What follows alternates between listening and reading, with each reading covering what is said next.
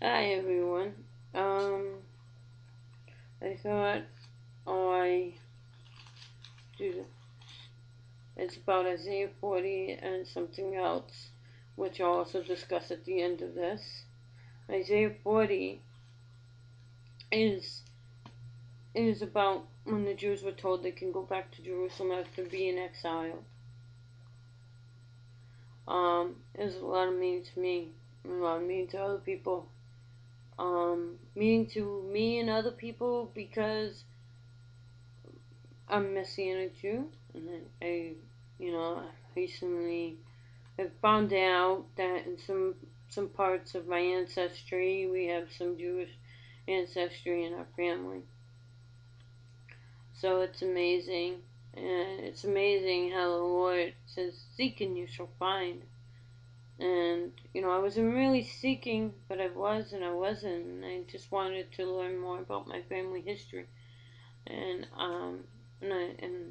to learn more about how they were, how they lived, what kind of people were they? Were they good people? Were they bad people? Were they evil? Were they, you know, what kind of lives did they live? What kind of things did they do? What did they do? You know, all in all, what kind of culture did they involve themselves with? And I found out all that in the process, searching to find who I am, you know, in the middle of it all. And I did this paper for this Bible class I'm taking, anyways, and it's called the 40, Isaiah 40, and it's really have become very important to me. And I'll start out reading it. It says, "Comfort, O comfort my people, says your God. Speak tenderly to Jerusalem, and cry to her that she has served her term, that her penalty is paid, that she has received from the Lord's hand double for all her sins. Her voice cries out in the wilderness, prepare the way of the Lord. Make straight in the desert a highway for our God. Every valley shall be lifted up, every mountain and hill will be made low. The uneven ground shall become level, the rough places a plain. Then the glory of the Lord shall be revealed, and all the people shall see it together.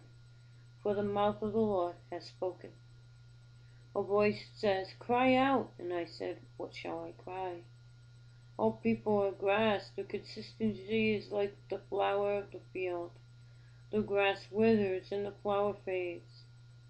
With the breath of the Lord blows upon it, when the breath of the Lord blows upon it, surely the people are grass. The grass withers and the flower fades, but the word of our God will stand forever. And that reminds me of a scripture. It says, it says that the God's, even though heaven and earth shall pass away, but God's word shall never pass away.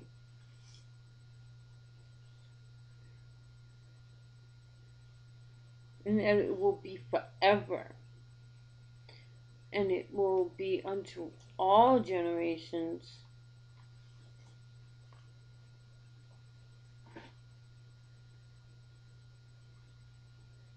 And get you up to a high mountain, O Zion, herald of good tidings. Lift up your voice with strength. O Jerusalem, herald of good tidings, lift it up, do not fear. Say to the cities of Judah, here is your God. See, the Lord God comes with might, and his arm rules for him. His reward is with him, and his recompense is before him. He will feed his flock like a shepherd. He will gather the lambs in his arms, and carry them in his bosom, and gently lead the mother sheep. Who has measured the waters in the hollow of his hand, and marked off the heavens with a span, enclosed the dust of the earth in a measure, and weighed the mountains in scales and the hills in a balance? Who has directed the Spirit of the Lord, or as his counselors has instructed him? Whom did he consult for his enlightenment? And who taught him the path of justice and showed him the way of understanding? Even the nations are like a drop from a bucket and are accounted as dust on the scales. See, he takes up the isles like fine dust. Lebanon would not provide fuel enough, nor are its animals enough for a burnt offering. All the nations are as nothing before him.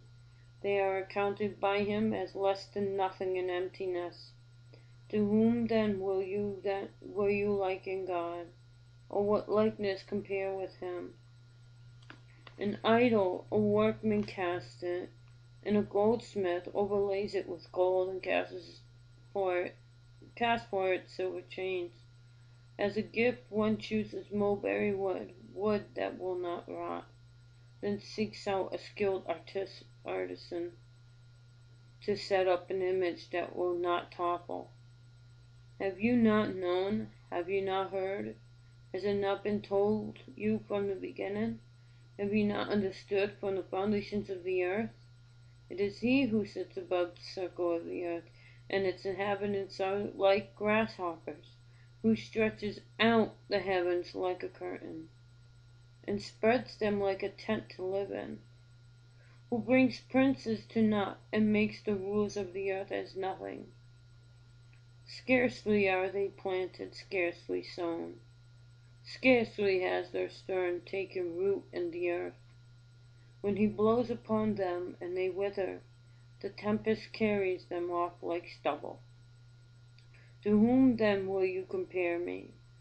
Or who is my equal, says the Holy One? Lift up your eyes on high and see who created these. He who brings out their host and numbers them, calling them all by name. Because he is great in strength, mighty in power, not one is missing. How amazing is that? He's great and mighty. He's great in strength and mighty in power, and not one is missing. Meaning not one will be left out. The Lord will give us according to what we've done. We will be rewarded according to all the things that we've done. Why do you say, O Jacob, and speak, O Israel, my way is hidden from the Lord, and my right is disregarded by my God? Have you not known? Have you not heard? The Lord is the everlasting God, the creator of the ends of the earth. He does not faint or grow weary. His understanding is unsearchable. He gives power to the faint and strength to the powerless. Even youth will faint and be weary. The young will fall exhausted. But those who wait for the Lord shall renew their strength. They shall mount up with wings like eagles, and they shall run and not be weary, and they shall walk and not faint. How amazing is that? Lord says that we will walk, not be weary, and we shall, run and not be weary, and walk and not faint. How powerful is that? And I'm going to mention to you what happened to me last night. Well, mind you, I was doing whatever, and I was just sitting there and sitting at my computer and doing, well, my normal everyday routine on the internet. And all of a sudden, it was raining, and I was like, okay, it's raining, it's not too bad. And I'm like, and all of a sudden, after it rained, this rumbling, grumbling, train-like sound, thunder noise was coming from the sky. And I'm like, what is that noise? And I'm thinking maybe it's somebody, my upstairs neighbor moving things around or doing something. I'm thinking maybe it's somebody outside moving things around outside. I'm thinking, a tremendous amount of things. And I'm like, where the heck is that noise coming from? I'm thinking it's something that this electric thing that they have outside and out of the building that keeps the power going, and some mechanical thing out there. Anyways, it keeps the electric room going, and I'm like, okay, this is really freaking me out because it was going on and on. It wasn't stopping. It was like this really loud grumbling sound. And it wasn't coming from outside, it wasn't coming from upstairs, it was coming from the sky. And now, mind you, I was on the phone with my fiance, and I'm like, this noise is really freaking me out. I says I gotta go outside and find out where this is coming from because it's really creepy, and I've never heard anything like this in my life. So I went outside, and there wasn't a cloud in the sky. There was no cloud in the sky. I couldn't really see much. It was really dark. And I saw a couple of stars, here, there, and everywhere. Little stars some here and there. But I couldn't see anything else. It was black. And I'm thinking, tornado. I'm like, oh my goodness, getting a tornado.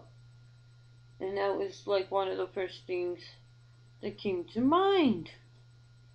But what also came to mind, I had been reading this book, well, it's for my literature class. It's called Freud's Last Session. And it's actually about Freud, a conversation between Freud and C.S. Lewis. And it's like his last session of interviews. But he did this interview with C.S. Lewis, and they're talking. Well, at this point in the book I was reading, he also, this is in 1939. This play, it's actual play, and is based back then. So like all of a sudden, Freud gets like they have like this uh air raid alarm, and they have to like go to shelter or something. And it sort of sounded like bombs going off and firecrackers, like really loud bomb like firecrackers. I was like, oh my goodness, we're getting bombed. We're getting attacked. We're under like we're getting occupied or something. We're under attack. Oh no, someone's attacking us. Bombing us. And I'm thinking, oh no, shoot, someone's coming at us and we don't know it. And I'm thinking air raid, I'm thinking all kinds of things because that's what it sounded like. And it sounded like that as well. And I'm like, oh my goodness, they're coming to get us. Whoever it was, and it really wasn't that. And that went on for like 20 minutes straight, man. Like, like 20, 30 minutes it went on. And that was the first thing I said, oh no, they're gonna occupy us. Oh no, they're coming to get us. And it was really, really freaky, and I was getting really scared. And my poor fiance is on the phone with me the whole time. And so I'm sitting there and I'm like, oh no, we're gonna die. Because I didn't know what it was. It was really creepy. And then, and I said, Lord, please don't let me be afraid. I don't want to be scared. And if this is something I shouldn't be scared of. And sometimes when you don't understand things, this kind of goes with a lot. If you don't quite understand things, you get scared, you get frightened, you get afraid, you cry, you run, you hide. Because you don't understand it, so you get scared when you don't understand something. And that's why the Lord wants us to come to Him when we don't understand something. When we don't quite get it, and it's creeping us out. Or we don't have the knowledge. It's like a dad, no father. When a little kid is scared and he has these bum bum bum bum bum, you know, it's in a child's natural reaction to run to their parent.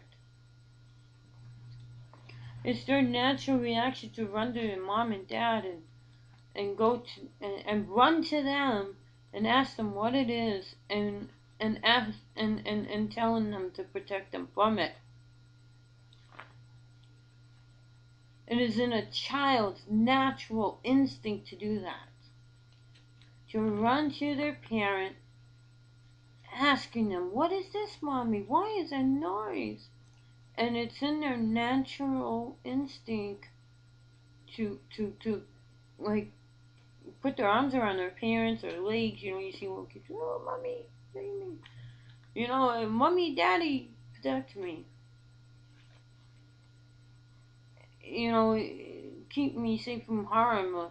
Or when they have bad dreams, naturally, when they don't understand something, they run to their parents. Little kids, natural. It's in their natural instinct to do that. And it's in our natural and spiritual instinct to run to God, our Father, who created us, to run to Him. Say, "Dad, I don't understand this. Why is this happening? Or why is this happening to me? Or why is this happening to these people in other countries? Why is this happening to this? And why am I suffering?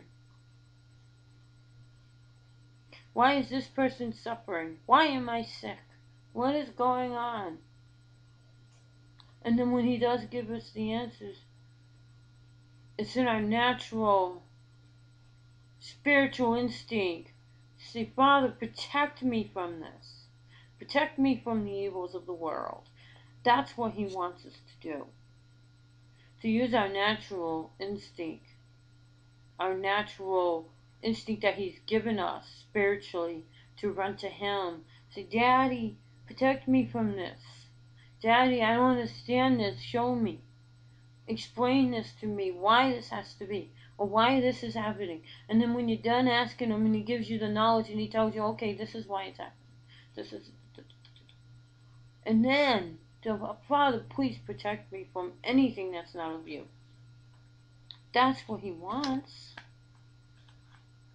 It's naturally it put into us from the Holy Spirit and from Him to want to just run to Him.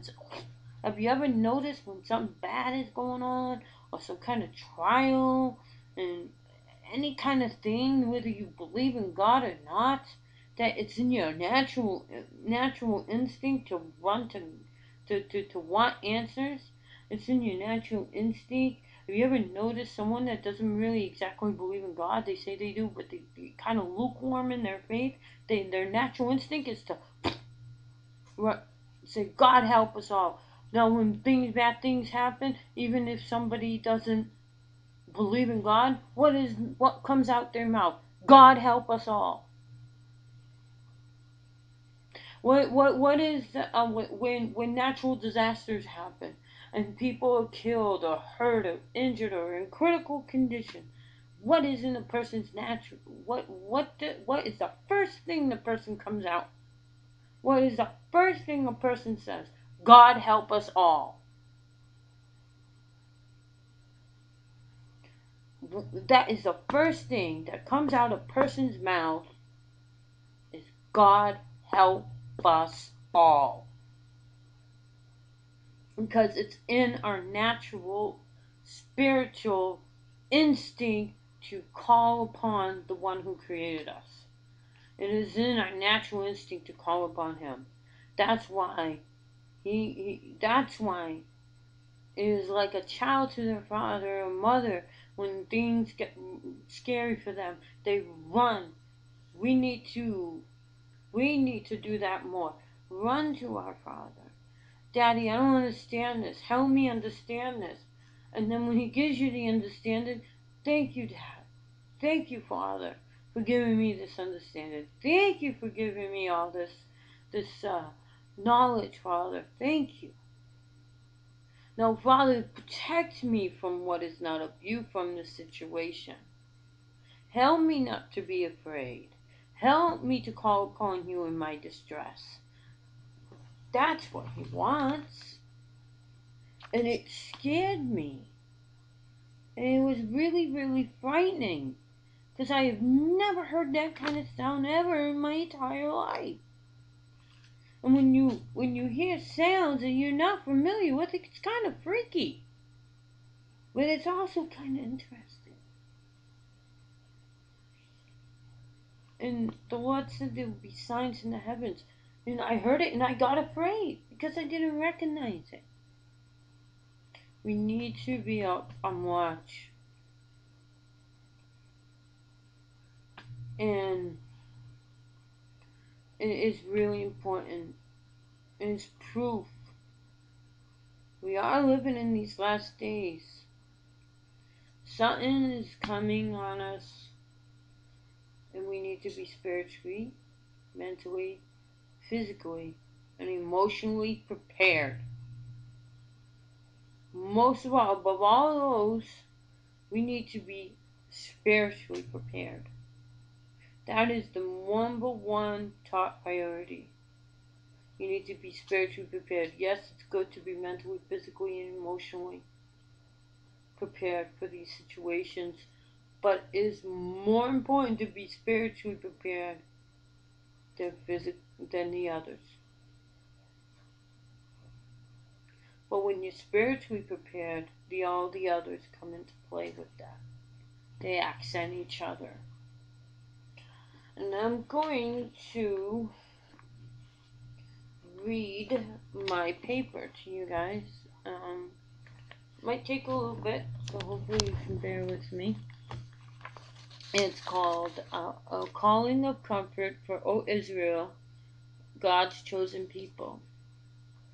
Your God is Calling, which is the title of the introduction. There's so much going on in the world that causes us to think that refuge and safety is an unknown action on our part and on the one we take that refuge in.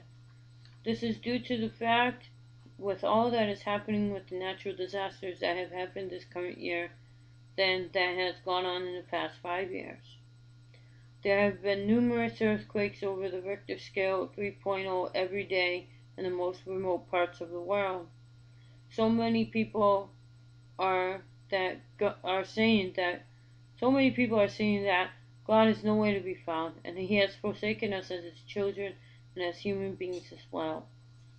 Our problem is we as people and as children of Abba Adonai has lost our focus off Yeshua, Jesus Christ, our Messiah, His only begotten Son, which has caused us to lose our faith in Yahweh.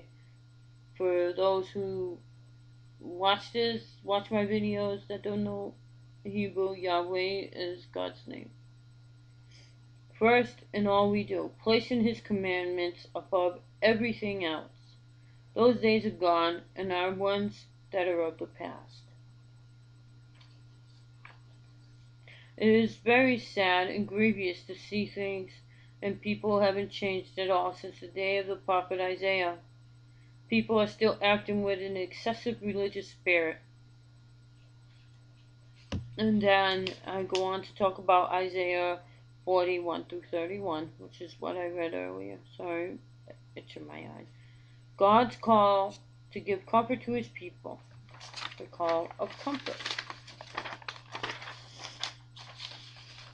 The call of comfort that God is calling out to His people, the Israelites, is one that is of redemption and compassion, one that the Lord feels that they have done their time and paid their mistakes, and Isaiah is commanded by God to announce the call of comfort for the people of Israel and Jerusalem, that soon they would be coming out of exile and returning back to their home, the Promised Land. But this call of and to comfort is one that is also a call of repentance and returning to Him and the rightful relationship that Israel and Jerusalem should never abandon in the first place, but Yahweh, in his infinite grace and mercy, calls to Israel and her children that comfort is on its way, and that he has heard their cries, and that he has not forgotten about them. Now this part of this is the immediate need to focus on faith in Yahweh and God's true purpose of comfort. We are always quick to rush the Lord in our desires of wanting things to happen right when we demand that they happen, instead of waiting and focusing on Yahweh and no other. If we are patient and endure through the trial or trials we are going through at this current moment, comfort will come. We just need to place our complete faith and trust in God alone. We need not to worry where the comfort will come from, and what form the comfort will be in, or who it will come through. Just trust God will make a way and comfort our every fear. That was what the problem was with the Israelites after their disobedience towards God. Then when they were exiled, expected Yahweh to help them escape the injustice that had been done to them, and wanted their comfort right then and there. They even thought that he had forgotten about them, left them to suffer alone. But he was refining them through their trials and testing them in their faith in him. So when the comfort did come to them, they would be grateful and give thanks and praise God for his mercy and grace towards them. Now the historical background, which is there are two crises that occur in the Proto-Isaiah and the Deuterono-Isaiah. The first one was in the late 7th century during the Deuteronomic reforms of official Judean religion under King Josiah. The king banned numerous elements from the ancient polytheistic cults in the temple. The Babylonian destruction of Jerusalem in 586 BCE. It's very much believed that the Deuterono-Isaiah delivered his many prophecies to the particular group, which in fact wasn't a very large group of people. Although the majority of the people remained in the land of Judah toward the center of the 6th century, the king of the Babylonian Empire was Nebuchadnezzar. He did away with the powerful priest Marduk. In 550 BCE, Cyrus had been defeated by Medes and then allied himself with the priest Marduk, and the fall of the Babylonia to the Persians had become a real possibility. These said events that took place around the Deuterono-Isaiah earlier prophecies.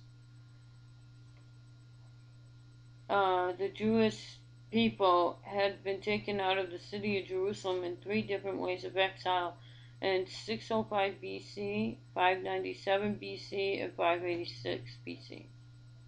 The people knew that they would be there for about 70 years' time. 70 years' time, for most of you that understand the timing of things,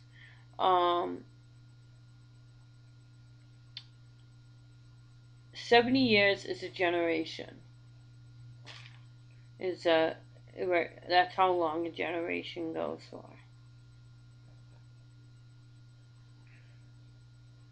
And we're nearing up to the end of a generation in Israel, and it's coming up in 2018, which will be 70 years. So that's why a lot of people think that we're thinking the rapture was going to happen. Because I believe the tribulation's it's on its way. It's right at the door. It can happen any moment.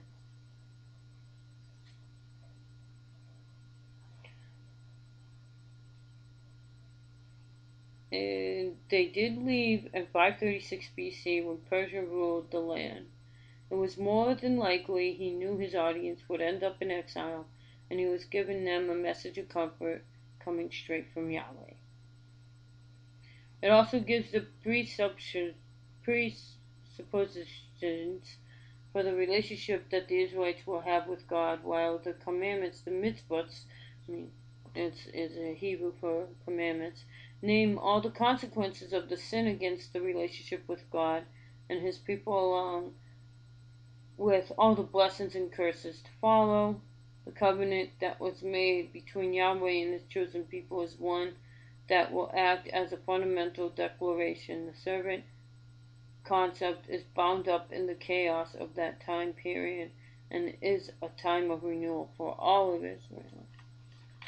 A plea for comfort. It is surely evidential that the speaker in the first verse is God, as he is the speaker himself, calling to Israel that her comfort has come. He has heard the cries for their longing to be taken out of exile and go back to their home city of Jerusalem, as God demonstrates his mercy towards the Israelites when calling out to them and give them comfort.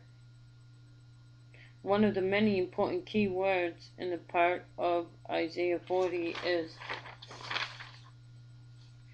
family law, meaning this would be that from the very outset that we have here as sociomorphism, capable way of seeing the troops redeemed in a social as well as a theological context too. Comfort is also something that human beings need when they are suffering from some trial in their lives. But the action of comfort is not at all restricted to some verbal consolation in the Old Testament. It too includes many actions on the part of the people and the prophet that God is using to speak to the people through. There is a connection between the way that God acts and with what human beings, and will be becoming clearer in the course of the Deuteronomy Isaiah text. Now God is asking to speak to the heart of Jerusalem, and that the Israelites will be coming out of exile, and that Jerusalem will be a city once more. And verses 2 is addressed to an affirmative approach due to the fact that it is specifically the city of Jerusalem that is being addressed at this point.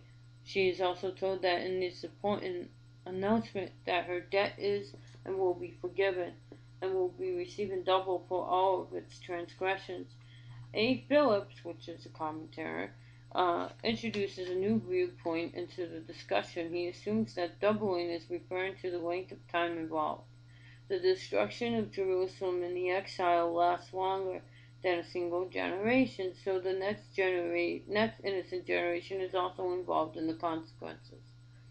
Isaiah 41-2 is what is called a highway for God, but also extends into verses 3-11 as well.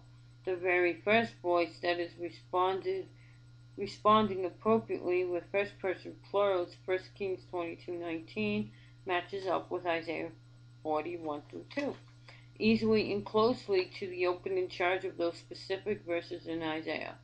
Comfort is not an instant situation here with the Israelites, although the sentence has been served and the penalty has been paid, and all sins have been thoroughly punished towards them too. It is very safe to say in the conclusion of the verses 1-2, this counsel is coming straight from God himself. It ought to kill all doubt that the Israelites may have at this point, and it is as well the start of a new day of renewal for them as a nation and a people. A prep for God's comfort to his people, the Israelites. Westermann, which is also another commentator, is a typical considering the reference to the wilderness in verses 3 as that which of course separates the people of Israel from their homeland. There is a time when Jerusalem becomes almost as desolate as Sodom and Gomorrah, Isaiah 1:7-9. What these verses hit home to is the massive upheaval and the reversal in nature itself, and possibly signaling the end of Zion's desolate situation. But God's glory makes an appearance as a rainbow appears in the sky when the flood was over for every human eye to see. Isaiah goes on to say that where there was once a desert, there will be a highway unto the Lord, and it is said that the mouth is warranted to express the ruler's will completely, even in this mediated form. It remains his word.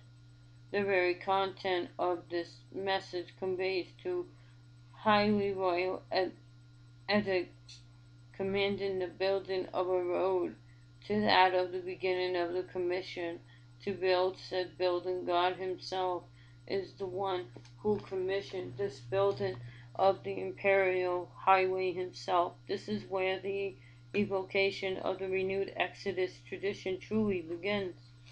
The crooked shall become straight upright, and it is said that the ethnical understanding of the motif is that prepare Yahweh's way. The royal highway will be prepared for Yahweh and for his glory alone.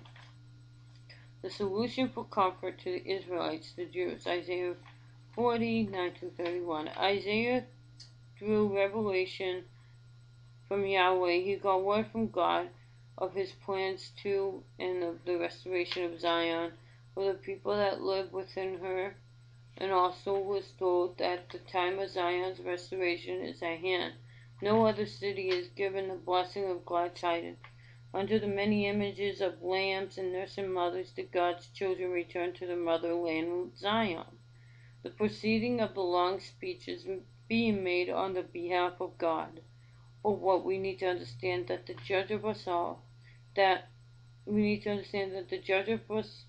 all, every single one of us, is the Holy One of Israel. No other will have the right to judge. He is the creator of all living things. He also does not take any counsel from anyone at all. In fact, he is the one who is the ultimate giver of counsel. Rather, creation consists of the will of God manifesting himself on a daily basis in the destinies of all nations, people, and kindred. That all earthly power will just be nothing but vapor before God, because the powers of the earth are nothing compared to the power and glory of his majesty. It's said that no one was with God when the world was created, and that Israel's creation account made that clear. But I believe, not just I believe, I know it to be true, that not only was God there, but Yeshua, Jesus Christ, the Ruach HaKodesh, the Holy Spirit, there, and was part of the creation of the entire world and universe. No one at all can ever come close to try to claim that they are even the least bit like Yahweh, that they are equal to him. The devil Lucifer, who tried this before getting thrown out of heaven, but Yahweh was so powerful, much more greater than he, and casted him out of heaven and a third of the angels along with him. It is abundantly clear that the host of heaven is under full control by God Almighty Yahweh, the one God, the Holy One, the King of the entire universe. But all in all, this situation is something that how Israel understands itself within a bigger created order. It will fully understand God's superintendence of that order, in which it has up till now misinterpreted and misunderstood its meaning. And I guess, hopefully, one of you or whoever watches my videos have learned from this. All I can say is that time is cutting short. We are coming to the end. We are so close to the end. We need to endure to the very end. But if you are not right with Jesus, if you are lukewarm in your faith, you need to repent right now. I am not even kidding. It is so close, like Jesus could come back right now. So you need to give your life to Jesus. You need to accept him as Lord and Savior. If you want to know how to be saved, if you want to know how do I pray, how do I accept Jesus, if you want to know, just contact me on here. You can send me a message on YouTube. You can send me an email. My email is belovedservantofchrist@yahoo.com. That's also my Yahoo IM. It's also my Skype. You can contact me anytime if you need prayer or if you just want someone to talk to. I pray that everything is well in your part of the world, and that I pray that you repent of everything you ever done and get your life right with God, with the God of Jacob, Isaac, and Abraham. May Jesus bless you.